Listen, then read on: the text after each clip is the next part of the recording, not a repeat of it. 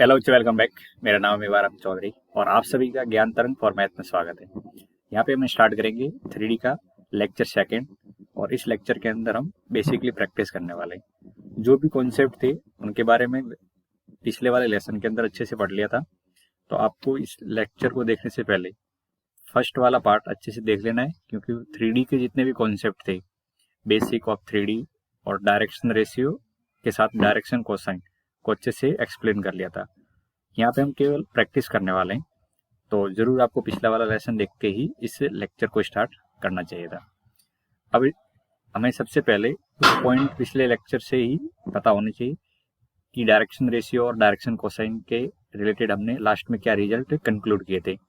तो ये ऑलरेडी हम पढ़ चुके हैं कि यदि कोई line alpha, beta and gamma angle subtend कर रही है X, Y and Z axis के साथ में, तो उस एंगल के कोसाइन को हम डायरेक्शन कोसाइन बोलते हैं।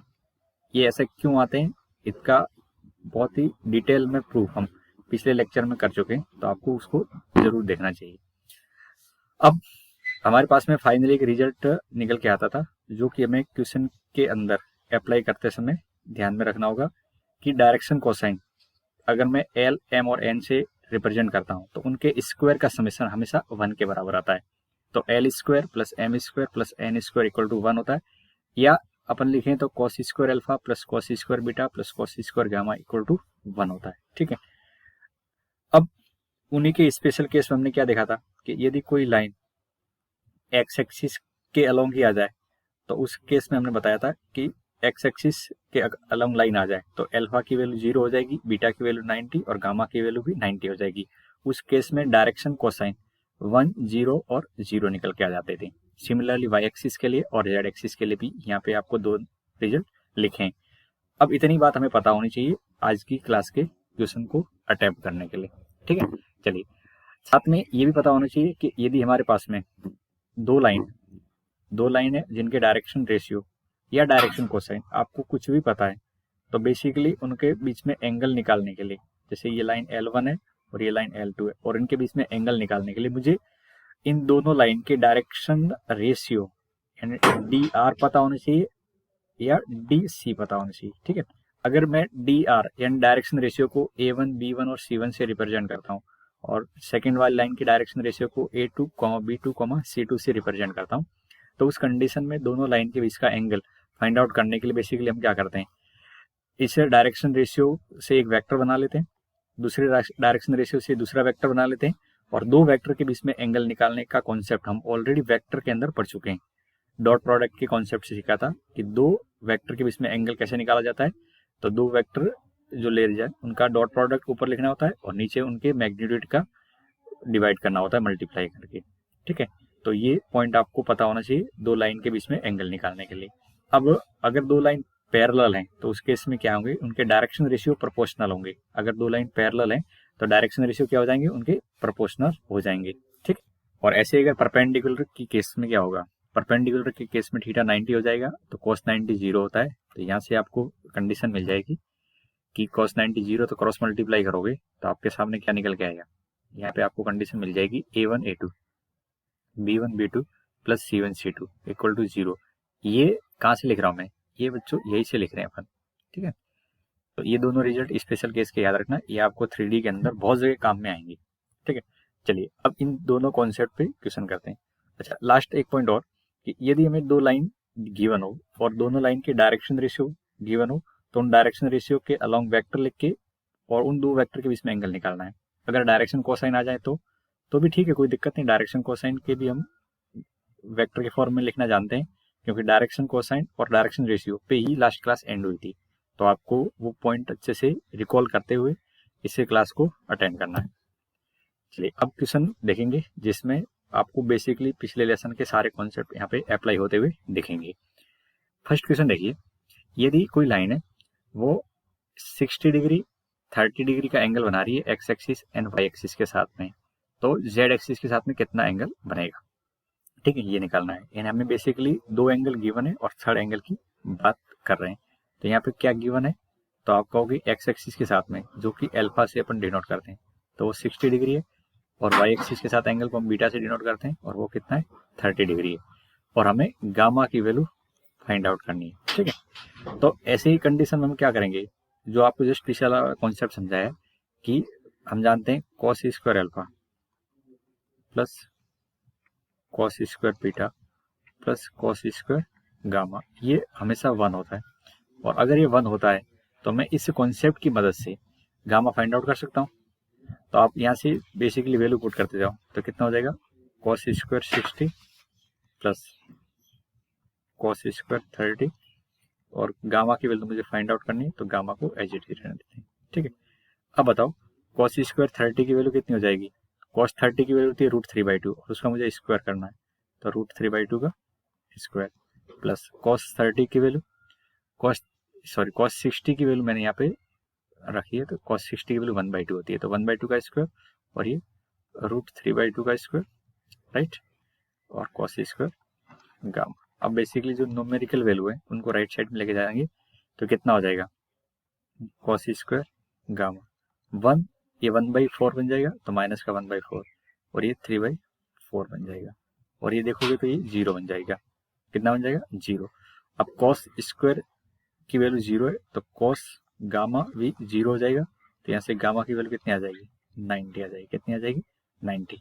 तो आपको पता होना चाहिए कि जेड एक्सिस के साथ में जो एंगल बनता है उसको हम गामा से रिप्रेजेंट करते हैं, और गामा यहाँ पे 90 डिग्री निकल के आ रहा है। तो इस टाइप के आपको क्वेश्चन देखने को मिलते हैं। ठीक है, इस बेसिक कॉन्सेप्ट पे चले आगे, इजी था।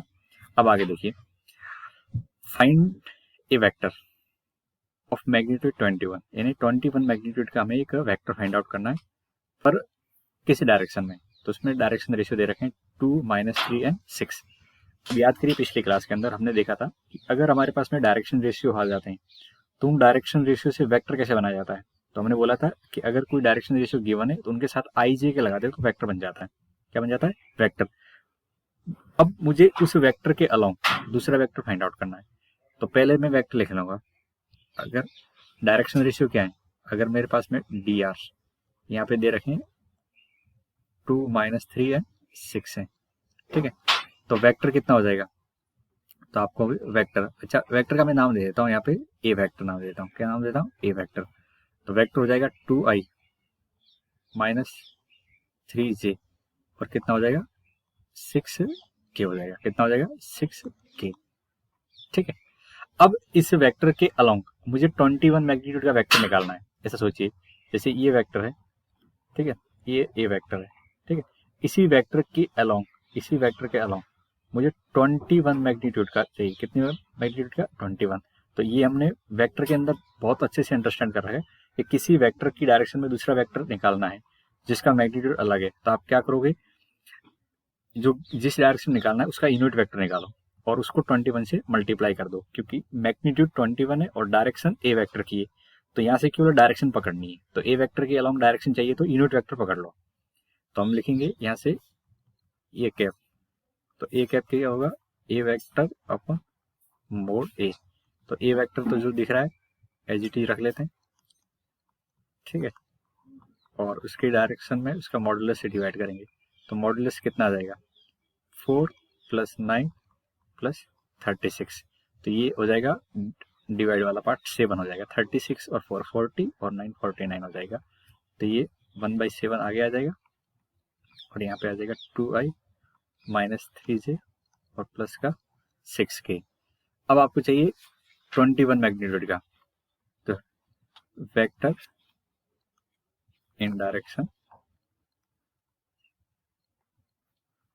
ऑफ ए वेक्टर,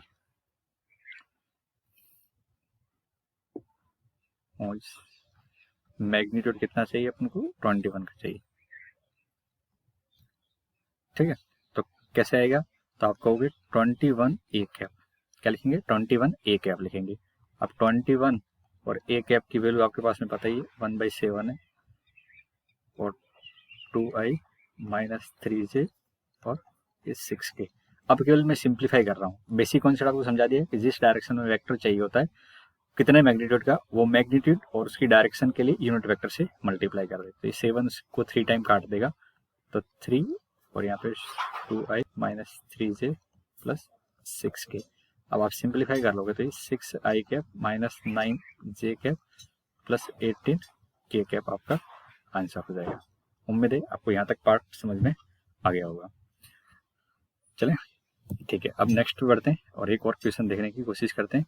अब ये जो क्वेश्चन आपके सामने है ये बेसिकली आपको जेई एडवांस का क्वेश्चन और ये जेई मेंस में पहले पूछा गया है, ठीक है, जेई मेन का क्वेश्चन है। अब जेई मेन का क्वेश्चन है तो हमें पता होना चाहिए कि एग्जैक्टली वो क्वेश्चन बनाने के लिए क्या क्या दिमाग में रखते हैं। तो इस क्वेश्चन की लैंग्वेज को समझने की कोशिश करते हैं। ये line make an angle theta with X axis and Z axis, and X axis और जेड एक्सिस के साथ में एंगल क्या बना रही है, वो थीटा एंगल बना रही है लाइन, और वाई एक्सिस के साथ में बीटा एंगल है, साथ में कंडीशन गिवन है ये, और आपको पूछा है कि कॉस स्क्वायर थीटा की वैल्यू क्या आएगी। अब देखो साइन कॉस ऐसी कंडीशन आए तो हमें डायरेक्शन कोसाइन के स्क्वायर के समेशन से स्टार्ट करना चाहिए। तो देखिए यहाँ पे हमें क्या गिवन है, पहले तो उस गिवन को पकड़ लेते हैं। तो हमें गिवन है एक्स एक्सिस और जेड एक्सिस के साथ में, तो एक्स एक्सिस के साथ में अल्फा एंगल होता है, जेड एक्सिस के साथ में गामा एंगल होता है, और वो थीटा के बराबर है, ठीक है। और हम ये तो जानते ही कि cos square alpha, cos square beta और कॉस स्क्वायर गामा, ये वाली वैल्यू 1 होती है ऑलवेज। ये तो आप पिछले क्लास से जानने लग गए। अब यहाँ पे अल्फा एंड गामा की जगह थीटा रख दो और बीटा की जगह बीटा, क्योंकि वाई एक्सिस के साथ में एंगल क्या है, बीटा ही है। तो मैं यहाँ पे जब वैल्यू पुट करूंगा, ठीक है, ये यहाँ पे और ये वाली वैल्यू यहाँ पे पुट करेंगे, तो आपके पास में बेसिकली क्या बन जाएगा, cos square theta plus cos square beta plus cos square theta equal to 1 बन जाएगा। इतना ठीक है। अब मैं आगे बढ़ूंगा तो ये भी मुझे दिख रहा है कि कॉस स्क्वायर थीटा 2 बार है, तो 2 कॉस स्क्वायर थीटा लिख सकते हैं plus cos square beta equal to 1। अब देखिए मेरे पास में साइन स्क्वायर बीटा की वैल्यू 3 साइन स्क्वायर थीटा है, और फाइनली मुझे थीटा की वैल्यू चाहिए कॉस थीटा की। ऑप्शन के अंदर आप देखोगे तो ऑप्शन में न्यूमेरिकल वैल्यू है, यानी यहाँ से बीटा को एलिमिनेट करना है। क्या करना है, बीटा को एलिमिनेट कर लेना है। तो ये कंडीशन जो आपके पास में निकल के आई है, दिख रही है ये वाली कंडीशन। तो इस कंडीशन को लेट से मैंने नाम दे दिया सेकेंड इक्वेशन, और थर्ड इक्वेशन मैं इसी को ले रहा हूँ, sine square beta equal to 3 sine square theta, इसको मैं थर्ड इक्वेशन मान लेता हूँ, और ये भी आपको गिवन है, ठीक है। अब मुझे बीटा को एलिमिनेट करना है, तो आप जानते हो कॉस स्क्वायर बीटा और साइन स्क्वायर बीटा आ जाए तो उनको आप ऐड कर दो, उससे क्या होगा, वो 1 बन जाएंगे, ठीक है। तो एडिंग अगर हम कर दें तो 2 कॉस स्क्वायर थीटा प्लस कितना हो जाएगा, तो आपको भी cos square beta plus sine square beta equal to 1 plus 3 sine square theta. अब देखिए कॉस स्क्वायर बीटा और साइन स्क्वायर बीटा ये तो 1 हो जाएगा क्योंकि दोनों में एंगल सेम है, और ये 1 से ये 1 कट जाएगा, तो आपके पास में 2 कॉस स्क्वायर थीटा की वैल्यू कितनी निकल के आ रही है, 3 साइन स्क्वायर थीटा निकल के आ रही है। इतना ठीक है। अब यहाँ से आगे बढ़ते हैं, आगे ऐसे बढ़ते हैं कि मुझे फाइनली क्या चाहिए, कॉस स्क्वायर थीटा चाहिए। तो यहाँ पे ये साइन वाला टर्म है, इसको कॉस में कन्वर्ट करते हैं, तो क्या लिख सकते हैं 3 माइनस 3 कॉस स्क्वायर थीटा। इतना ठीक है। अब ये कॉस वाले टर्म उधर लेके आ जाएंगे, तो ये हो जाएगा आपका 5 cos square theta equal to 3। तो यहाँ से कॉस वैल्यू आ जाएगी 3/5, क्या निकल के आएगी 3/5 निकल के आ जाएगी, और ये इस क्वेश्चन का आंसर है। तो देखिए इसमें भी कोई ज़्यादा इतनी बड़ी बात थी नहीं जिससे अपन को कोई कंफ्यूजन की स्थिति बन जाए। बेसिकली हमने क्या किया था, जो भी हमारे पास में रिजल्ट था cos square alpha cos square beta cos square gamma equal to 1, ये स्टार्टिंग के अंदर काम में आए, और फिर हमने जो गिवन इक्वेशन या रिलेशन था उन दोनों को ऐड कर दिया, तो आपके पास में आसानी से आंसर आ चुका है। ठीक है, चलते हैं आगे और एक क्वेश्चन और करने की कोशिश करते हैं जो अच्छा वाला है। देखिए ये one of the best question है, और ये जेई 2020 में आया था। ठीक है, बहुत ही अच्छा क्वेश्चन है, और जेई 2020 का क्वेश्चन है। तो आप इस क्वेश्चन को देख के ये भी अंदाजा लगा सकते हो कि वो जेई वाले क्वेश्चन कितना बेसिक से और किस टाइप का क्वेश्चन पूछते हैं। अब आपको ध्यान हो तो हमने प्रोजेक्शन पे काफी कुछ डिटेल में बात की रही थी। यदि पिछला लेसन आपने देखा था, प्रोजेक्शन का मतलब होता है अगर कोई वेक्टर है तो उस वेक्टर की छाया दूसरे वेक्टर पे कितनी पड़ती है उसको प्रोजेक्शन बोलते हैं। प्रोजेक्शन का कॉन्सेप्ट हमने वेक्टर के अंदर भी पढ़ा था, जब एक वेक्टर का दूसरे वेक्टर के ऊपर प्रोजेक्शन लेते थे। तो आप उस पॉइंट को रिकॉल करिए और फिर इस क्वेश्चन को सॉल्व करते हैं। तो हमें पूछा गया है projection of A line segment joining the point, let's say ये पॉइंट मैं ए बोल देता हूँ और ये बी पॉइंट बोल देता हूँ, ठीक है, और ये सी है और ए डी पॉइंट है। तो हमें ए बी लाइन सेगमेंट का projection C D line segment के ऊपर निकालना है, ठीक है। थोड़ा डायग्रामेटिकली समझने की कोशिश करते हैं। लेट्स से 3D के पॉइंट है, तो ये ए और बी पॉइंट है, ठीक है, ये ए बी पॉइंट है, और यहाँ से एक लाइन निकल रही होगी, तो आप कहोगे ये जो लाइन है तो इसका लाइन सेगमेंट हो गया, ठीक। ऐसे ही सी डी भी कई पॉइंट होंगे, तो सी डी को मैंने मान के चले यहाँ पे पॉइंट एज्यूम कर ली, ठीक है। कहीं भी हो सकते हैं, वो ऐसा कोई ज़रूरी नहीं है कि यही पे होंगे, लेकिन लेट से मैं थोड़ा सा डायग्रामेटिकली आपको चीज़ें फील होने लग जाए। तो सी डी और ये एक ऐसा एक वेक्टर है। अब आप क्या कह रहे हो, ये जो लाइन सेगमेंट है, इस लाइन सेगमेंट का ए से बी तक इसका प्रोजेक्शन निकालना है किसके ऊपर, तो आप कहोगे मुझे प्रोजेक्शन निकालना है सी डी लाइन सेगमेंट के ऊपर निकालना है। क्या करना है, सी डी लाइन सेगमेंट के ऊपर प्रोजेक्शन निकालना है। तो जब भी प्रोजेक्शन की बात आती है, तो प्रोजेक्शन का मतलब यहाँ से परपेंडिकुलरली ये पॉइंट कहाँ दिखेगा भाई, ये सी यहीं पे हो ऐसा भी जरूरी नहीं है, सी कहीं पे हो सकता है। सी मान के चलो यहाँ पे, और डी कहीं इधर है, ठीक है, डी यहाँ पे, और आप इसका प्रोजेक्शन डाल रहे हो। तो प्रोजेक्शन जब भी डाला जाता है तो सामने वाली लाइन पे परपेंडिकुलरली उसको देखा जाता है कि ये पॉइंट परपेंडिकुलरली मुझे दूसरी लाइन पे कहाँ दिखेगा और ये पॉइंट कहाँ दिखेगा, और इसका नाम दे दिया मैंने ए डैश और इसका नाम दे दिया बी डैश। तो ए बी का जो प्रोजेक्शन होगा वो कितना होगा, ए बी डैश होगा। ए बी का प्रोजेक्शन कितना होगा, ए बी डैश। पहले इतनी बात आपको समझ में आ गई। देखो 3D है तो हर चीज को फिल करके समझने की कोशिश करें तो ज्यादा क्लियरिटी आएगी। ये जो ए बी लाइन सेगमेंट है, इसका प्रोजेक्शन मुझे एग्जैक्टली ए डैश बी डैश के इक्वल टू दिखेगा अगर मैं ए बी लाइन के ऊपर देखना चाहूँ। इतनी बात ठीक है। हमने जो बात पढ़ी थी वो एक्स एक्सिस के अलोंग देखा था, ठीक है, तो 3D के अंदर। तो अभी यहाँ पे इसे लेटर के ऊपर देखें तो इतना दिखेगा आपको ए डैश। तो बेसिकली आपको ए डैश बी डैश की वैल्यू फाइंड आउट करनी है। अब देखिए, अगर मैं थोड़ा सा ऊपर आता हूँ और उसको यहाँ से परपेंडिकुलरली इस साइड देखता हूँ, तो ये जो लेंथ सेगमेंट होगी ये दोनों इक्वल होगी। ये वाला पार्ट और ये पार्ट क्या होगा, इक्वल ही होगा। तो बेसिकली मैं ऐसा कहूँ कि अगर मुझे यहाँ तक की वैल्यू मिल जाए तो मेरा काम चल जाएगा, यहाँ तक की वैल्यू मिल जाए तो मेरा काम चल जाएगा। अब देखते हैं, ये थीटा एंगल मान लेते हैं, क्या एंगल मान लेते हैं, थीटा एंगल मान लेते हैं, और ये ए बी है। तो बताओ यहाँ से यहाँ तक का पार्ट, ये वाला पार्ट, आप इतना तो आसानी से कह सकते हैं ए बी कॉस थीटा होगा। कितना होगा, ए बी कॉस थीटा होगा। एक बात किसी को समझ में नहीं आई तो बोलो, यहाँ पे जो प्रोजेक्शन लेंथ होगी, प्रोजेक्शन लेंथ वो कितनी होगी, तो आपको पता होना चाहिए ए बी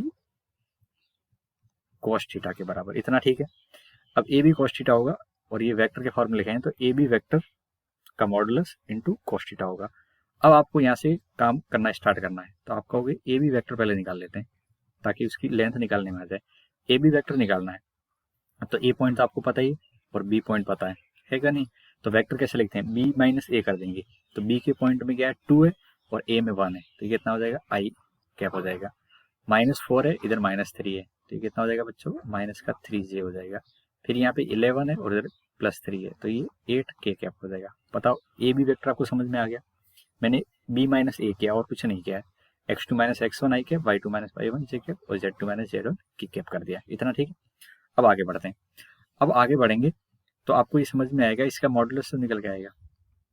तो ये मॉडुलस कितना हो जाएगा, तो आप कहोगे अंडर रूट के अंदर 1 + 9 और ये 64, ठीक है, और 8 का स्क्वायर करेंगे 64 आ जाएगा, ठीक है। तो यहाँ से आपकी वैल्यू जो निकल के आएगी, तो ये यहाँ लिख लेते हैं कितना निकल के आ रहा है, 6 10 और 74 आ रहा है, ठीक है। अगर कहीं जरूरत पड़ेगी तो उसको लिख लेंगे। अब देखिए आपको कॉस थीटा निकालना है। क्या निकालना है, कॉस थीटा की वैल्यू। अब हमने देखा है वेक्टर के अलोंग या वेक्टर के अंदर हमें कॉस थीटा की वैल्यू निकालनी हो तो हम दो वेक्टर के बीच का एंगल निकाल लेते हैं।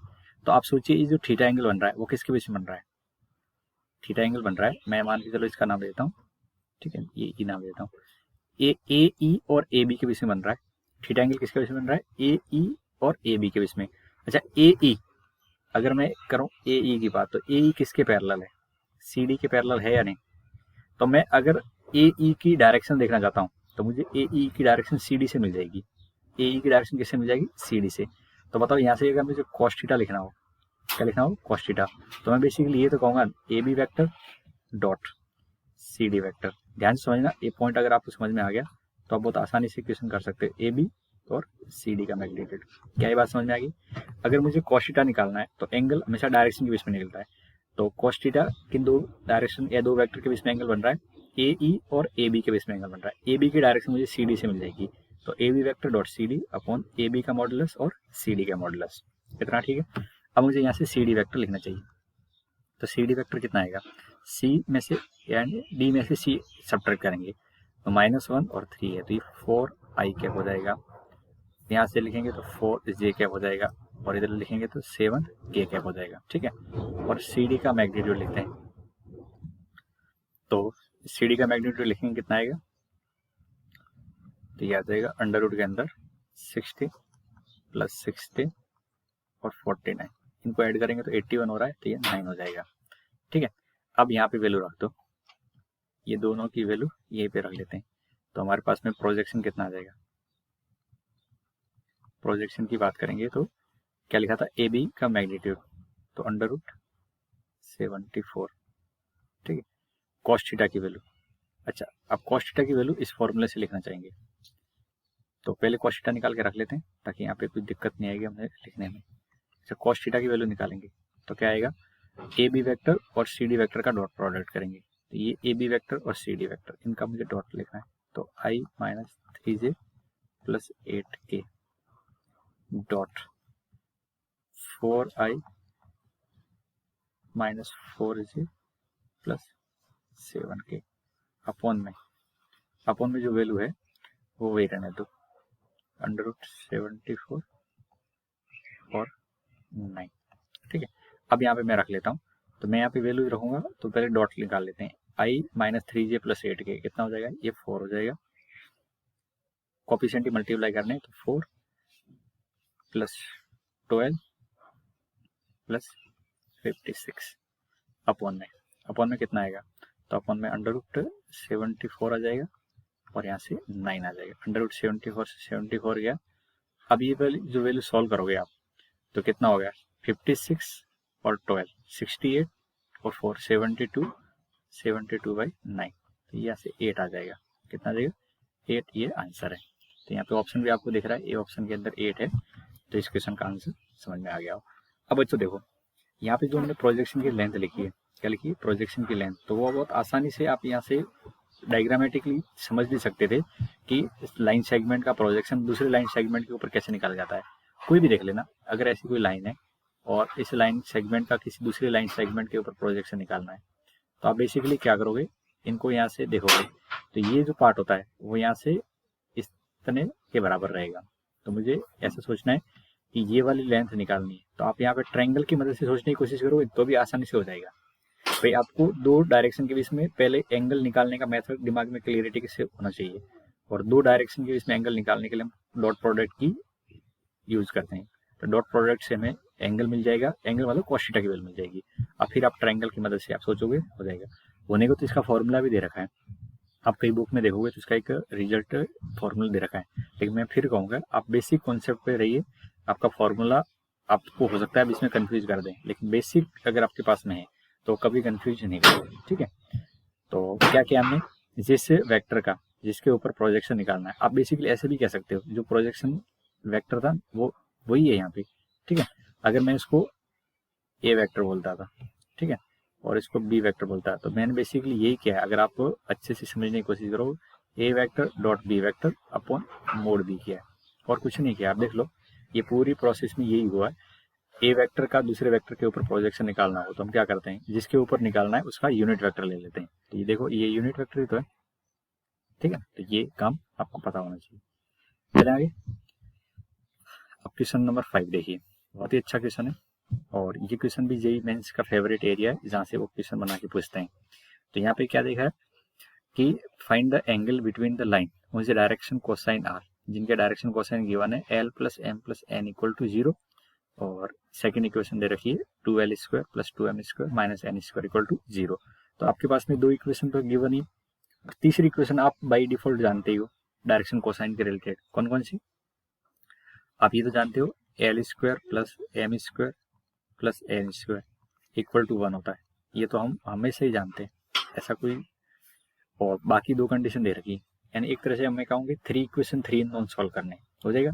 अब 2 डायरेक्ट यहाँ पे जो लाइन बनेगी, क्योंकि क्वाड्रेटिक है तो ऑब्वियसली 2 लाइन बनेगी और उनके बीच में एंगल निकालना है। तो हमने क्या समझा है, 2 लाइन के बीच में एंगल निकालना है, तो इस लाइन की डायरेक्शन कोसाइन निकाल दो और इस लाइन के डायरेक्शन कोसाइन निकाल दो। अगर डायरेक्शन कोसाइन आ गए तो इन डायरेक्शन कोसाइन के बीच में तो एंगल हम निकाल सकते हैं आराम से। कैसे, आपको डायरेक्टली भी बता रखा है कि 2 डायरेक्शन के बीच में एंगल निकालना है, तो cos थीटा की यूज कर लो और यहाँ से DC आएंगे, उनसे एक वेक्टर बना देंगे, दूसरे DC से दूसरा वेक्टर बना देंगे और 2 वेक्टर के बीच में एंगल निकालना हम अच्छे से जानते हैं। तो अब मेरी अप्रोच क्या रहेगी इस क्वेश्चन के अंदर कि यहाँ पे आपको गिवन कंडीशन को सॉल्व करते हुए LMN की वैल्यू फाइंड आउट करनी है। ठीक है, अब कैसे वैल्यू फाइंड आउट करते हैं, स्टार्ट करते हैं। तो इस रिजल्ट को देखिए, ये वाला रिजल्ट देखेंगे तो यहाँ से आपको n के इक्वल टू कितना दिखेगा, L प्लस M दिखेगा, नहीं दिखेगा, ये दिख जाएगा। अब ये वाला जो रिजल्ट आया, आप चाहो तो इसे इक्वेशन में रख दो। देखो मैंने यहाँ पे थर्ड इक्वेशन बना दिया और ये फर्स्ट इक्वेशन जो आप जानते हो और ये थर्ड इक्वेशन। तो मैं क्या करूँगा, यहाँ पे n की वैल्यू जो मेरे पास में है उसको मैं या तो इस इक्वेशन में रख सकता हूँ या फर्स्ट इक्वेशन में रख सकता हूँ। ऊपर थर्ड इक्वेशन बना रखा है, फर्स्ट में जहाँ अच्छा लगे वहाँ रख दो, ऐसा कुछ भी कंफ्यूजन की स्थिति नहीं बननी चाहिए। तो मैं क्या करता हूँ, इसको यहाँ पुट कर देता हूँ। ठीक है, जहाँ आपको n दिख रहा है उसी जगह पुट करिए।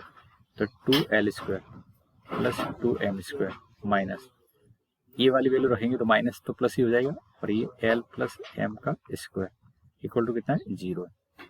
अब इसको सॉल्व करते हैं।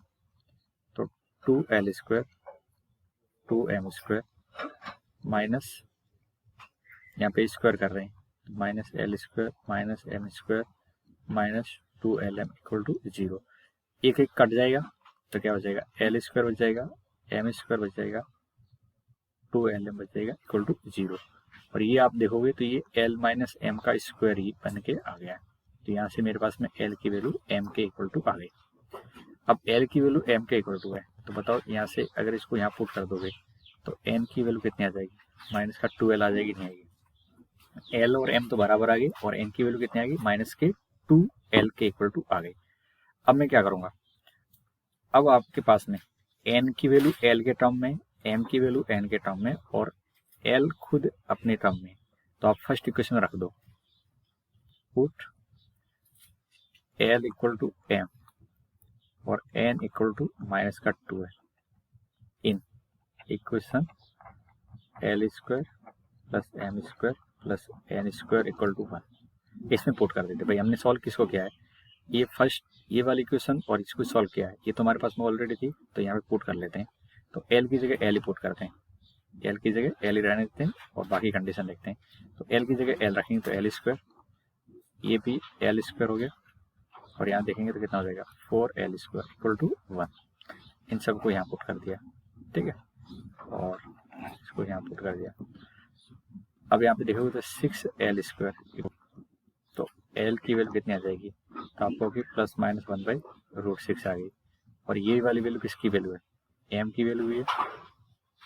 अच्छा यहाँ से देखेंगे तो N कितना है, N माइनस का 2L है, तो यहाँ से माइनस और प्लस 1/√6, 2/√6 हो जाएगा। ठीक है, अब यहाँ से आप देखोगे तो L की वैल्यू और M की वैल्यू इक्वल टू है और N की वैल्यू उनके माइनस के इक्वल टू है। तो यहाँ से मुझे कुछ कंडीशन लिखनी पड़ेगी। तो L की वैल्यू मैंने पॉजिटिव साइन 1/√6 लिया, इधर 1/√6 लिया, तो ये कितना हो जाएगा, माइनस का 2/√6 हो जाएगा। ठीक है, और यहाँ से प्लस प्लस, जैसे कई बार होता है हमारे पास में प्लस माइनस होते हैं। ठीक है, तो आप इससे कितने केस बना सकते हो, बना सकते हैं plus plus plus minus minus plus और माइनस माइनस, ऐसे 4 केस बनाते हैं।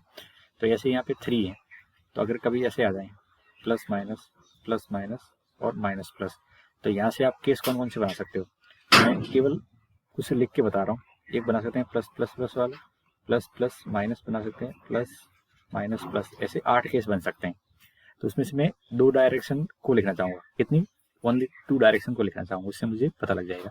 बेसिकली यहाँ से जो मुझे लाइन मिलेगी ऐसे डिफरेंट कॉम्बिनेशन मिलेंगे, तो वो 8 मिल जाएंगे। अब मुझे 2 लाइन के बीच में एंगल चाहिए, तो मैं कोई 2 लिख लेता हूँ। तो 2 लिखते समय क्या करेंगे, यहाँ पे ऐसे रहने देते हैं 1/√6 और यहाँ पे पॉजिटिव साइन ले लेते हैं, तो 2/√6। और भी हो सकते हैं, और भी हो सकते हैं। ठीक है, तो और वाले को देखेंगे आगे। अब इनके बीच में एंगल चाहिए हमको, दो डायरेक्शन रेशियो तो आ गए, और भी आ सकते हैं, लेकिन एंगल निकालने के लिए दो लाइन के डायरेक्शन रेशियो काफ़ी है। तो अब उनके बीच में एंगल निकालना है, तो कैसे निकालेंगे? तो आप लिखोगे cos थीटा इक्वल टू, क्या लिखेंगे? cos थीटा इक्वल टू क्या लिखेंगे? L1 L2 M1 M2 plus N1 N2। नीचे लिखने की जरूरत नहीं है, क्योंकि हम जानते हैं L1 square plus M1 square plus N1 square की वैल्यू 1 होती है, तो बस इतने से काम चल जाएगा हमारा।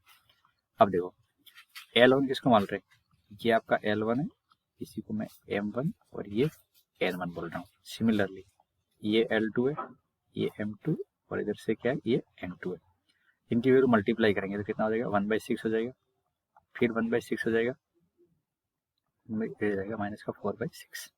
ठीक है, अब यहाँ से इसको सिंप्लीफाई करोगे तो ये माइनस का 2/6 आ जाएगा, जो कि कितना बनेगा? माइनस का 1/3 बन जाएगा। तो cos थीटा की वैल्यू कितनी आ रही है? -1/3। आप ऐसे कोई भी कॉम्बिनेशन ले लेना, तो यहाँ पे अपने प्लस प्लस और माइनस लिया है, तो ये कंडीशन ऐसी भी रहेगी जिसके अंदर ऑप्शन के अंदर देख लो कौन सा सेटिस्फाई हो रहा है। ठीक है, तो दूसरा भी ले सकते थे, यहाँ पे प्लस माइनस, ये तीनों प्लस के आ जाता और यहाँ पे इसके साथ माइनस लगा देते, तो भी आंसर ऐसे निकल के आएगा। तो यहाँ से लिखेंगे तो cos इनवर्स माइनस का 1/3 आ जाएगा। तो आपको ऑप्शन दिख ही रहा है, बी ऑप्शन के अंदर ये वैल्यू है। तो क्या हमने इस क्वेश्चन के अंदर कॉन्सेप्ट अप्लाई किया था कि हमारे पास में जो दो लाइन थी, उन दोनों लाइन या जो कंडीशन थी, उन कंडीशन को सिंप्लीफाई करके हमने फाइनली दो लाइन की डायरेक्शन कोसाइन निकाल दिए। अब दो लाइन की डायरेक्शन कोसाइन पता है, तो उनके बीच में एंगल निकालने का क्या फॉर्मूला होता है? L1 L2 plus M1 M2 plus N1 N2 equal to cos theta. ठीक है, तो यहाँ से हमारे पास में ये रिजल्ट आ चुका है। चलें आगे। अब आगे दो क्वेश्चन है, काफ़ी इंपॉर्टेंट है, और इस कॉन्सेप्ट को आप अच्छे से समझना, क्योंकि ये 3D के अंदर आपको क्यूब की इन्फॉर्मेशन देंगी। अब देखिए, find the angle between diagonal of the cube. किसके बीच में? Diagonal of the cube. तो यहाँ पे क्यूब की बात कीजिए, तो हमने देखा है कि जब भी एंगल निकालना हो तो डायरेक्शन कोसाइन तो पता होना चाहिए। तो एंगल किसके बीच में निकालना है? डायगोनल के बीच में। तो हम सबसे पहला काम क्या करेंगे? डायगोनल के डायरेक्शन कोसाइन निकालेंगे। तो डायगोनल के डायरेक्शन कोसाइन निकालने के लिए आपको कुछ यहाँ से शुरुआत में करना पड़ेगा। तो पहले मैं कोऑर्डिनेट लिखता हूँ सबके। ठीक है, यहाँ पे O A नाम देते हैं, P C D E F और G। हमने सारे वर्टेक्स के यहाँ पे नाम दे दिए। अब इनके कोऑर्डिनेट लिखने की कोशिश करो। लेट्स से ये एक्स एक्सिस है, ये वाई एक्सिस है और यहाँ पे जेड एक्सिस है। तो एक्स एक्सिस के अलोंग है ये पॉइंट, तो इसके कोऑर्डिनेट A 0 0 हो जाएंगे। यहाँ पे देखेंगे तो एक्स वाई प्लेन में, तो A, A, 0। ये वाई एक्सिस पे तो 0, A, 0। डी पॉइंट कहाँ है? तो आप कहोगे सर डी पॉइंट है हमारा वाई जेड प्लेन में, तो यहाँ पे ये 0 A और 0 ये आ जाएगा। ठीक है, वाई जेड प्लेन है। ये जेड एक्सिस पे, तो इस पे एक्स की वैल्यू 0, केवल जेड ही दिखेगा। ये आपका किस में? या किस जेड प्लेन में, तो यहाँ के कोऑर्डिनेट आ जाएंगे A 0 और A। और ये आपका स्पेस में है, तो इसके कोऑर्डिनेट आ जाएंगे A, A। यहाँ पे सभी लेंथ बराबर होगी क्योंकि क्यूब है, तो इसलिए सारे कोऑर्डिनेट में A लिख दिया है। अगर अलग अलग होते तो फिर आपको ABC लिखना होता। ठीक है, क्यूबॉइड की बात होती तो यहाँ पे ABC लिखते हैं। क्यूब है इसलिए सारी लेंथ इक्वल होगी, तो कोऑर्डिनेट में भी क्या होगा? एक्स वाई जेड की वैल्यू इक्वल ही आएगी अगर आप लेना चाह रहे हो तो। अब आप डायगोनल बताओ, तो सबसे पहले हमें डायगोनल को पहचानना आना चाहिए। तो कौन कौन सी डायगोनल है आप बताओ इसमें से। अगर आप जिस रो में बैठे हो और उस रो को अगर एज्यूम करो कि क्यूब है, तो इस क्यूब के अंदर आप देखोगे तो कितनी डायगोनल है। आप रस्सी बांधोगे तो नीचे वाले सिरे से ऊपर तक जाना है, तो 4 तरीके से बांध सकते हैं, एक कोने से दूसरे कोने पे। तो यहाँ से आप अगर देखना चाहोगे तो मैं आपको अगर डायगोनल लिखना चाहूँ तो सबसे पहले तो ये दिख रही है आपको, ये दिख रही है क्या? O से G तक। तो डायगोनल कौन सी है? तो यहाँ से आपको पता होना चाहिए, एक तो O से G है। ठीक, दूसरी डायगोनल कौन सी है? तो आपको पता होना चाहिए, A को D से अगर मिलाते हैं तो भी डायगोनल है। A ग्राउंड पे और T ऊपर की तरफ है, तो यहाँ से दूसरी डायगोनल कौन सी है? AD है। टोटल 4 डायगोनल होगी, पहचानते हैं। फिर आप देखोगे तो B से E है, कौन सा है? B से E है। ठीक है, तो BE भी डायगोनल है। और कौन सी है? तो आपको पता होना चाहिए C से F है। कौन सी है? C से F। ये 4 डायगोनल हैं यहाँ पे, इसमें किसी को कंफ्यूजन नहीं। अब आप बताओ, आपने चारों डायगोनल पहचान ली, अब इन चारों डायगोनल के डायरेक्शन रेशियो बताओ, चारों डायगोनल के डायरेक्शन रेशियो बताओ। तो ओजी के मुझे डायरेक्शन रेशियो लिखनी है, डायरेक्शन रेशियो ऑफ ओजी, तो कितने आएंगे या क्या आएंगे? तो ओजी ओ से जी तक मिलाते हैं, दो पॉइंट को मिलाते हैं, तो उसके डायरेक्शन रेशियो कैसे लिखते हैं? x2 minus x1 y2 minus y1 z2 minus z1। तो यहाँ पे देखेंगे तो जी में से ओ के कोऑर्डिनेट को सब्ट्रैक्ट करना है, तो ए आ जाएंगे। ठीक है, अब बताओ इसी के डी सी क्या होंगे? डी सी क्या होंगे? डायरेक्शन कोसाइन क्या होंगे? तो बताओ डायरेक्शन कोसाइन का तरीका क्या बताया था? डायरेक्शन कोसाइन का तरीका क्या बताया था? जो भी डायरेक्शन रेशियो है उसके अंदर उनके मैग्नीट्यूड से डिवाइड कर दो, तो इनका मैग्नीट्यूड कितना आएगा? ए स्क्वायर प्लस ए स्क्वायर प्लस ए स्क्वायर, 3a², उसका मैग्नीट्यूड लेंगे तो √3 है। कितना आएगा? √3 है। तो यहाँ से आप लिखोगे तो a बाई √3 है, दूसरा भी a बाई √3 है, और तीसरा भी a बाई √3 है। तो क्या आपको समझ में आ रहा है? इसके डायरेक्शन रेशियो हो जाएंगे 1/√3, 1/√3 और 1/√3। ये जो पॉइंट मैंने लिखा है, एक बार इसको आप अच्छे से समझ लो। आपके डायगोनल 4 है ओजी, ओजी के पहले डायरेक्शन रेशियो बताओ, तो डायरेक्शन रेशियो हो जाएंगे a, a, a। अब डायरेक्शन कोसाइन कैसे निकालते हैं? उसके अंदर उनके मैग्नीट्यूड से डिवाइड कर लेते हैं, तो a और a स्क्वायर करके ऐड करेंगे 3a² और डिवाइड करेंगे, तो ये मैग्नीट्यूड क्या आएगा? 1/√3, 1/√3 और 1/√3। अब सिमिलरली ये पहला हो गया।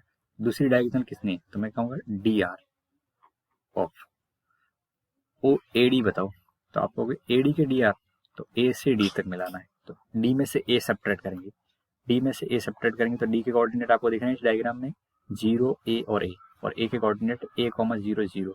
जब इसको आप सब्ट्रैक्ट करोगे तो ये मिलेंगे -a और a। ठीक, अब इसी के डी सी लिखने, क्या लिखने? डी सी लिखने। तो बताओ इसका मैग्नीट्यूड भी कितना होगा? इसका भी तो √3 होगा। कितना होगा? √3 भाई, -a² plus a² plus a², 3a² का अंडर रूट लेंगे तो √3 है। तो यहाँ से आप जब डी सी लिखोगे तो मैं डायरेक्टली लिख रहा हूँ, क्या आपके समझ में आया? 1/√3, 1/√3 और 1/√3। कुछ नहीं किया, यहाँ पे जो डिवाइड किया था उसमें ये माइनस साइन आ गया है आगे, तो ये -1/√3 हो जाएगा पहला वाला। ठीक है, अब ये दो आपके पास में डायगोनल आ चुकी है। कितनी आ चुकी है? दो डायगोनल आ चुकी है। अब मैं बस नॉलेज के लिए तीसरी डायगोनल भी ले लेता हूँ। तो तीसरी डायगोनल कौन सी लें? तो यहाँ ऊपर मैंने लिख रखी है BE। BE के डायरेक्शन रेशियो लिखना है। कैसे लिखेंगे? E में से B के कोऑर्डिनेट हटा देंगे, तो E के कोऑर्डिनेट देखेंगे तो क्या है आपके पास में? BE, E में से B को हटाएंगे तो 0, 0 A है, और इसमें है A और 0, तो E में से B को सब्ट्रैक्ट करूंगा तो यहाँ पे आपके पास में क्या कोऑर्डिनेट आएंगे? डायरेक्शन रेशियो क्या आ जाएंगे? तो आप यहाँ से लिखोगे तो बहुत आसानी से आपको पता लग रहे होंगे कि ये वाले कोऑर्डिनेट में दिखेंगे, तो माइनस का ए और ए आ रहा है। अब बताओ DC क्या हो जाएंगे इसके? तो DC हो जाएंगे -1/√3, -1/√3 और +1/√3। इतना ठीक है। अब चौथी डायगोनल कौन सी है? चौथी डायगोनल कौन सी है? CF है। कौन सी? CF। तो डी आर ऑफ CF कितना लिखे मैं? तो CF के DR लिखने, तो F में से C को सब्ट्रैक्ट कर दो, तो यहाँ से देखोगे तो आपके पास में कितने? A -a और A, और यहाँ से लिखेंगे DC। क्या लिखेंगे? DC। तो कितना हो जाएगी? 1/√3 माइनस का 1/√3 और ये 1/√3। ठीक है, अब मुझे एंगल निकालना है। तो एंगल निकालते समय ऐसा सोचिए कि एक मैं यहाँ पे डायग्रामेटिकली आपको समझाने की कोशिश करता हूँ कि मुझे किसके बीच में एंगल चाहिए यहाँ पे। तो लेट से एक तो डायगोनल ही है, ठीक है, ये O को G से मिला दिया, और एक आपकी डायगोनल ये वाली है। कौन सी वाली? आप रोम के अंदर ऐसे समझोगे तो कोशिश समझिए। तो ये मुझे एंगल निकालना है, दो डायगोनल के बीच में एंगल निकालना है। ठीक है, तो जिन दो डायगोनल के बीच में एंगल निकालना है, तो अभी जस्ट हमने सीखा था जिनके बीच में एंगल निकालना है, तो वो एंगल मान के मैंने थीटा एज्यूम कर रखा है, तो cos थीटा क्या आ जाएगा बताओ? तो cos थीटा मुझे निकालना है, तो मैंने यहाँ पे लिखा है किसके बीच में एंगल लिखा है? OG और AD के बीच में, OG और AD इन दोनों के बीच में लिखा है। तो उनके डायरेक्शन कोसाइन मुझे पता है, उनके डायरेक्शन कोसाइन पता है, तो ये मेरी वाली वैल्यू किसकी तरह काम करेगी? L1 M1 और N1 की तरह काम करेगी। तो यहाँ पे एंगल लिखेंगे तो L1 L2, M1 M2 और N1 N2। अब L1 की वैल्यू कितनी है? तो आप कहोगे 1/√3 है। ठीक है। L2 की वैल्यू कितनी है, तो यहाँ पे L2 की वैल्यू, इनको मैं L2 बोलूंगा, ये M2 है और इधर क्या है N2 है, तो ये माइनस का 1/√3, ठीक है। प्लस M1 लिखेंगे, तो M1 की वैल्यू कितनी है, तो पॉजिटिव है 1/√3, और M2 की वैल्यू कितनी है, तो ये आपकी प्लस की 1/√3 है। N1 की वैल्यू दोनों सेम है, 1/√3 और ये भी 1/√3, राइट। तो यहाँ पे माइनस का एक 1/3, ये भी प्लस का 1/3, ये भी 1/3, तो यहाँ से 1/3 आ जाएगा, कितना आ जाएगा 1/3। तो आपके पास में फाइनली क्या वैल्यू निकल के cos थीटा इक्वल टू 1/3।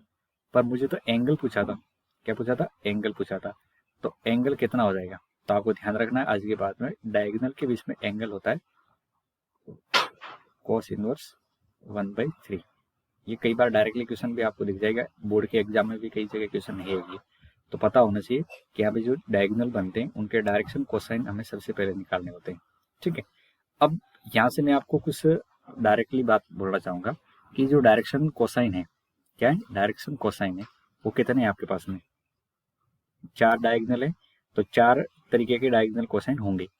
अब ये जो बीच वाला है, ठीक है, हमने क्या लिखा है बी ई लिखा है, अगर मैं ई बी लिखना चाहता हूँ, क्या लिखना चाहता हूँ, तो कोई दिक्कत थोड़ी है भाई, डायरेक्शन तो डायरेक्शन होती है, आप ई से बी जा रहे हैं या बी से ई जा रहे हैं, इससे कोई फर्क नहीं पड़ता है।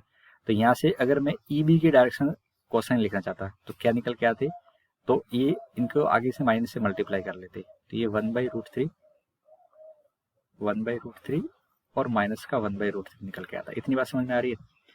अब मैं आपको डायरेक्टली कंक्लूजन के तौर पे याद रखा हूँ कि हमारे पास में 4 डायगोनल होती है क्यूब के, कितनी डायगोनल होती है, 4 डायगोनल होती है, तो उनके डायरेक्शन कोसाइन क्या होते हैं, उनके डायरेक्शन कोसाइन क्या होते हैं, तो पहला वाला ये तो होता है फर्स्ट में, तो 1/√3 और 1/√3 याद रहेगा। फिर सेकंड वाला आएगा, सेकंड वाले में क्या होगा, फर्स्ट वाले के साथ माइनस लगा दो, तो माइनस का 1/√3, फिर ये दोनों प्लस के रहेंगे, ठीक है, तो ये डायरेक्शन क्वेश्चन रहते हैं। फिर क्या होगा, ये माइनस एक आगे चला जाएगा, मैं नाम नहीं लिख रहा हूं, पर 4 कौन कौन से होते हैं वो लिख रहा हूं, ये 1/√3, ठीक है। और लास्ट वाले में क्या होगा, ये माइनस एक और आगे शिफ्ट हो जाएगा, 1/√3 और ये माइनस का 1/√3। ऐसे 4 डायगोनल के डायरेक्शन कोसाइन आपको याद रखने, याद रह जाएगा। पहले में ऑल प्लस है, फिर माइनस प्लस प्लस है, फिर प्लस माइनस माइनस, और फिर लास्ट में प्लस प्लस माइनस, ऐसे 4 डायगोनल के आपको डायरेक्शन कोसाइन याद रखने। इससे क्या फायदा होगा वो आपको नेक्स्ट क्वेश्चन में समझ में आ जाएगा। तो उम्मीद है इस वाले क्वेश्चन में जितनी बातें मैंने समझाई वो अच्छे से अंडरस्टैंड हुई होगी। चलें आगे। अब देखिए अगले वाले क्वेश्चन में ऐसा बोला गया कि एक लाइन है वो alpha beta gamma and delta angle बना रही है डायगोनल के साथ में, किसके साथ में बना रही है, डायगोनल के साथ में। तो अभी जस्ट हमने देखा है कि क्यूब के अंदर डायगोनल तो कितनी होती है, 4 डायगोनल होती है। अब मान के चलो ये जो लाइन है एल और उसके डी सी क्या है, एल एम और एन है, एक लाइन वो क्या कर रही है, पहली डायगोनल के साथ में एंगल बना रही है। पहली डायगोनल कौन सी है, ओजी, कौन सी डायगोनल है, ओजी, और ये लाइन है, तो ये इसके साथ में एंगल क्या बना रही है, अल्फा बना रही है। सिमिलरली यही लाइन जब आगे निकलेगी तो यहाँ पे उसको दूसरी कोई मिलेगी, ये लाइन, तो ये बीटा मान लेते हैं, और किसके साथ बना रही है, तो दूसरी डायगोनल का नाम हमने क्या दिया था, जस्ट पिछले वाले लेसन में देखो, पिछले वाले वीडियो के अंदर दूसरी डायगोनल का नाम दिया था हमने एडी। तो ये एडी के साथ में, जैसे यहाँ ए है और इधर से एडी है, तो एडी के साथ में क्या बना रही है, बीटा एंगल बना रही है, ठीक है। ऐसे जाएंगे तो तीनों के साथ में कुछ न कुछ एंगल सबटेंड कर रही है, तो यहाँ पे alpha beta gamma and delta किसके साथ एंगल बन रहे हैं, डायगोनल के साथ बन रहे हैं। अब हमने समझा है कि जब भी डायगोनल या कोई भी दो लाइन के बीच में एंगल बनता है तो उस एंगल को फाइंड आउट करने के लिए हमने कहीं कहीं cos थीटा की मदद लेते हैं, और यहाँ से आपको दिख भी रहा है cos square alpha, cos square beta और cos square gamma plus cos square delta की वैल्यू 4/3 प्रूव करनी है, ठीक है। तो पहले तो हमको कुछ यहाँ से स्टार्टिंग में एज्यूम करना पड़ेगा, ठीक है। तो क्या एज्यूम करेंगे, तो लेट डायरेक्शन कोसाइन, ठीक है, डायरेक्शन कोसाइन ऑफ लाइन, ये डायरेक्शन कोसाइन लाइन के क्या है, एल एम और एन है, ठीक है। ये ऑलरेडी आप पिछली फिगर में अच्छे से पढ़ चुके हो कि हमारे पास में जो वर्टेक्स होते हैं, इन वर्टेक्स के कोऑर्डिनेट हम लिखते हैं A B C D E F और जी। ये हमारे पास में कुछ क्यूब की पोजीशन है। अब मुझे सबसे पहले क्या करना है, जिस डायगोनल के साथ में अल्फा एंगल बन रहा है उस डायगोनल के डायरेक्शन कोसाइन लिखने। तो डायरेक्शन कोसाइन ऑफ ओजी क्या होते हैं बताओ। तो अभी जस्ट पिछले एक वीडियो के अंदर पढ़ा है 1/√3 1/√3 और 1/√3 होते हैं। अब देखिए आपके लाइन के डायरेक्शन कोसाइन LMN है और OG के डायरेक्शन कोसाइन कितने 1/√3 1/√3 और 1/√3 और उनके बीच में एंगल कितना बन रहा है, अल्फा का एंगल बन रहा है। तो बताओ यहाँ से आप अगर कॉस अल्फा लिखना चाहो, क्या लिखना चाहो, कॉस अल्फा, तो कॉस अल्फा कितना आएगा। तो हमने क्या समझा है कि दो लाइन के बीच में एंगल निकालना हो तो उनके डायरेक्शन कोसाइन को मल्टीप्लाई करते जाओ कोरस्पॉन्डिंग। तो L1 L2 ये L1 है और ये 1/√3 L2 है। तो कितना आएगा L/√3, बताओ इन दोनों को मल्टीप्लाएंगे तो L into 1/√3 plus M into 1/√3 तो M/√3 प्लस N/√3 इतना, ठीक है। और इसको आप देखोगे तो ये L plus M plus N equal to कितना हो जाएगा 1 डिवाइड में √3 आ जाएगा। ये आपको पहला वाला पार्ट समझ में आया या नहीं आया। जो काम हमने यहाँ पे किया है ये एज इट इज मुझे रिपीट करना है दूसरी डायगोनल के साथ में, ठीक है। तो दूसरी डायगोनल क्या थी बताओ। तो दूसरी डायगोनल थी DC ऑफ, दूसरी डायगोनल कौन सी थी हमने ली थी, उसका नाम क्या लिया था, AD लिया था। क्या नाम लिया था, A से D। तो AD का जो डायरेक्शन कोसाइन थे वो कितने थे, तो हमने बोला था यहाँ पे माइनस आता है। ये कैसे आते हैं ये ऑलरेडी आप पिछले क्वेश्चन के अंदर समझ चुके हो, फिर मैंने बाद में बोला था इसको याद करो। अच्छा इसके साथ में AD, अच्छा AD और लाइन के बीच में एंगल कितना है बताओ, AD और लाइन के बीच में एंगल कितना है, बीटा है। तो मैं यहाँ से अगर कॉस बीटा लिखना चाहूँ, क्या लिखना चाहूँ, कॉस बीटा, तो कॉस बीटा कितना आएगा, ये LMN तो वही है। अब AD के साथ एंगल लिखना है लाइन का, तो यहाँ पे मेरे पास में माइनस आ गया पिछले वाले से, बस एक जगह माइनस है। तो मैं देख पा रहा हूँ -L plus M plus M भाई हो जाएगा। क्या ये आपको समझ में आ गया, इतनी बात आपको समझ में आ गई तो आगे कोई दिक्कत नहीं है, आगे बहुत क्लियरिटी के साथ में हम बाकी लिखेंगे। अब बताओ DC ऑफ EB, अगली डायगोनल कौन सी थी, अगली डायगोनल कौन सी थी, EB थी। तो इसे डायगोनल के लिए क्या आया था, तो आपको 1/√3 आया था, माइनस का 1/√3 और 1/√3। अब इनके साथ में एंगल कितना बन रहा है, देखो तीसरी लाइन, तीसरी डायगोनल के साथ में लाइन गामा एंगल बना रही है। तो मेरे को यहाँ पे कॉस गामा मिलेगा, क्या मिलेगा, L minus M plus N by √3। ये थर्ड कंडीशन हो जाएगी, ठीक है। अब यहाँ से आगे बढ़ेंगे, DC ऑफ लास्ट डायगोनल कौन सी थी, याद करो CF थी, कौन सी थी, CF। इसके डायरेक्शन कोसाइन क्या होंगे 1/√3 और माइनस का 1/√3 और यहाँ से मुझे मिलेगा cos डेल्टा, क्या मिलेगा, L plus M minus N by √3। ये चारों वैल्यू समझ में आ गई क्या आपके। हमारा काम आसान इसलिए हो गया क्योंकि हमने पिछले क्वेश्चन के अंदर डायगोनल के डायरेक्शन कोसाइन ऑलरेडी लिख रखे थे। अगर नहीं लिखे होते तो आपको 1 बाई 1 करके डायगोनल के डायरेक्शन कोसाइन निकालने होते, तभी एंगल आप लिख सकते हो। अब देखिए अब मुझे क्या करना है, ये cos square alpha, cos square beta, cos square gamma plus cos square delta की वैल्यू 4/3 शो करनी है। तो मैं यहाँ से इन सबको ऐड करके लिखना चाहूंगा। तो देखिए अब यहाँ से आपको ये पैटर्न तो समझ में आ रहा है, पहले में सब प्लस है, फिर माइनस आगे, फिर बीच में माइनस है, फिर आखिरी में माइनस है और उनका स्क्वायर करके ऐड कर लेना है, ठीक है। तो अब देखिए यहाँ से अपन लिखते हैं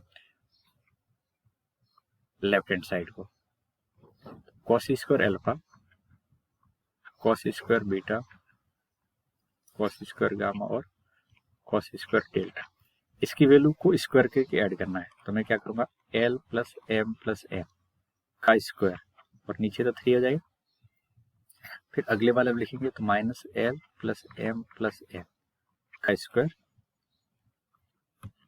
नीचे 3 आ जाएगा, फिर आगे देखेंगे तो L minus M plus M का स्क्वायर और डिवाइड में 3 और लास्ट में क्या आएगा, तो ये आ जाएगा L plus M minus N का स्क्वायर और डिवाइड में 3। इतनी बात समझ में आ गई, इतना समझ में आ गया। अब मुझे इनको सिंप्लीफाई करके ऐड करना है। क्या करना है, सिंप्लीफाई करके ऐड करना है। अच्छा, ये आपका कहीं नहीं जाने वाला है कि L square plus M square plus N square की वैल्यू 1 होती है। अब वैसे तो ये क्वेश्चन हो चुका है, अब तो कुछ क्वेश्चन बचा ही नहीं है। अब आपको सिंप्लीफाई करके केवल ऐड कर लेना है। जब आप सिंप्लीफाई करोगे तो मैं आपको कुछ यहाँ से बताना चाहूँगा। सिंप्लीफाई करेंगे तो आप सोचने की कोशिश करना, यहाँ से एल स्क्वायर आएगा, अगले वाले से एल स्क्वायर आएगा, अगले वाले से ये फॉर्मूला आप जानते हो, ए प्लस बी प्लस सी का स्क्वायर करेंगे और जानते होंगे, इसमें मुझे पूछने की कोई जरूरत ही नहीं थी। A square B square plus C square plus 2ab plus 2bc और 2c, इस फॉर्मूले को यूज करना और जहाँ L square M square N square आए उसको बना लेना। तो मैं देख पा रहा हूँ कि एल कितनी बार है, 4 टाइम है, तो 4 आ गया होगा एल स्क्वायर, फिर एम भी उतनी टाइम आएगा, फिर एन टाइम आ गया, तो ऐसे लिख लेंगे।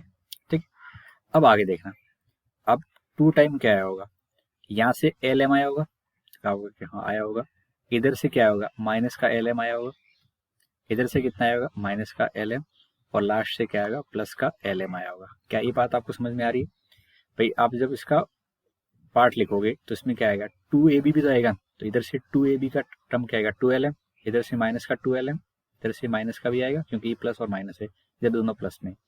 सिमिलरली यहाँ लिखेंगे तो कितना आएगा, 2 टाइम mn आएगा, फिर mn आएगा, फिर माइनस का mn आएगा और लास्ट में भी माइनस का mn आएगा, फिर 2 टाइम ln आएगा, माइनस का ln आएगा, प्लस का ln आएगा और माइनस का ln आएगा। बस इतना सा होगा और डिवाइड में 1/3 तो है ही,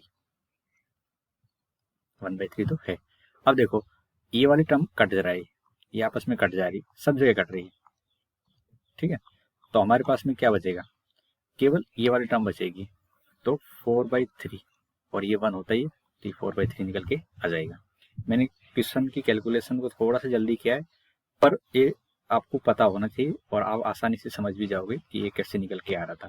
ठीक, तो बेसिकली इस लेक्चर के अंदर हमने जो भी डायरेक्शन कोसाइन और डायरेक्शन रेशियो से रिलेटेड क्वेश्चन थे उनको देखा, साथ में देखा कि यदि एंगल निकालने हो तो बेसिकली हमें उन 2 डायरेक्शन या 2 लाइन के डायरेक्शन कोसाइन निकालने होते हैं, और जैसे डायरेक्शन कोसाइन आ जाते हैं तो आप आसानी से एंगल लिख सकते हो, और एंगल लिखते समय अपन क्या करते हैं, कॉस की हेल्प लेते हैं। ठीक है, अब नेक्स्ट लेक्चर के अंदर आपको लाइन को डिस्कस किया जाएगा और लाइन से रिलेटेड जो भी हमें कॉन्सेप्ट पढ़ने हैं, equation of line, distance between 2 line, foot of perpendicular, shorted distance, वो आपको आगे 1 बाय 1 मिलते जाएंगे। तो उम्मीद है आपको ये लेक्शन अच्छा लगा होगा। अगर अच्छा लगा है तो प्लीज़ लाइक कर लेना और जिसको ज़रूरत है उस तक शेयर करने की कोशिश करना। Thank you.